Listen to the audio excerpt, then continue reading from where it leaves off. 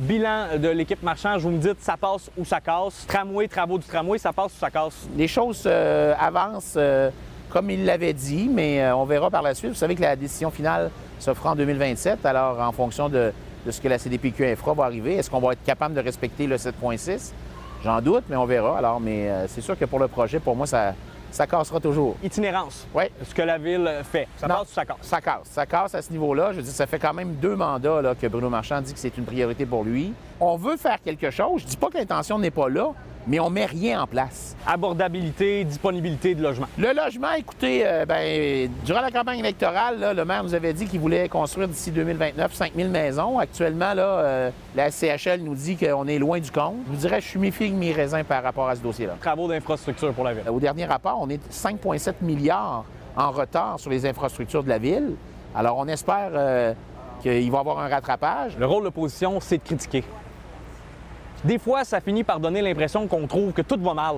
Est-ce que ça va bien des fois à Québec? Est-ce que c'est une ville où il fait bon vivre quand même? C'est pas juste critiquer l'opposition, c'est aussi questionner, c'est aussi lever la main en tant que tel pour avoir plus de détails. Parfois, c'est parce que ça ne nous a pas été expliqué clairement, puis on veut avoir plus de détails sur la façon de faire. Nous, on propose souvent des solutions, mais c'est à la ville ils sont au pouvoir, ils sont majoritaires. Alors, c'est de voir de quelle façon ils veulent utiliser ça. J'aimerais parler de votre relation avec le maire Marchand. Disons qu'il y a eu des hauts et des bas.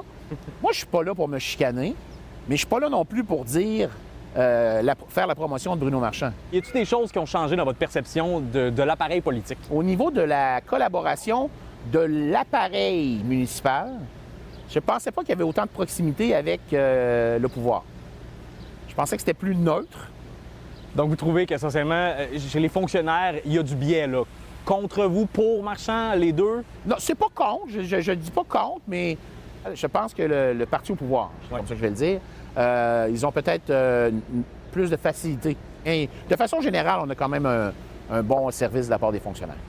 Comme politicien, est-ce qu'il y a quelque chose qui a évolué? Je pense que dans la première campagne électorale qu'on a eue au mois de novembre, on passait plus pour des chialeux, excusez-moi l'expression, mais là, on montre aux gens qu'on est capable de faire une analyse concrète puis sérieuse des différents enjeux. Le dossier du tramway. Oui. Est-ce que vous êtes un peu pris avec une base qui ne veut rien entendre de constructif dans ce dossier-là? Je pense qu'il y a un peu d'éducation à faire. C'est sûr qu'il y a des purs et durs dans notre base, c'est évident. Par contre, ce qui nous a un peu offensé, c'est que on a eu le maire Marchand qui nous a dit pendant des mois que tout était financé, tout était fait, puis au final, ça s'est produit le 2 juin. L'élection provinciale qui approche. Oui. Vous en êtes jamais caché, vous êtes membre du Parti conservateur. Absolument. Est-ce que c'est quelque chose que vous espérez de les voir être élus? Ben oui, tout à fait, j'espère. Parce que souvent, on a l'impression que tous ceux qui sont là parlent sensiblement tous de la même voix.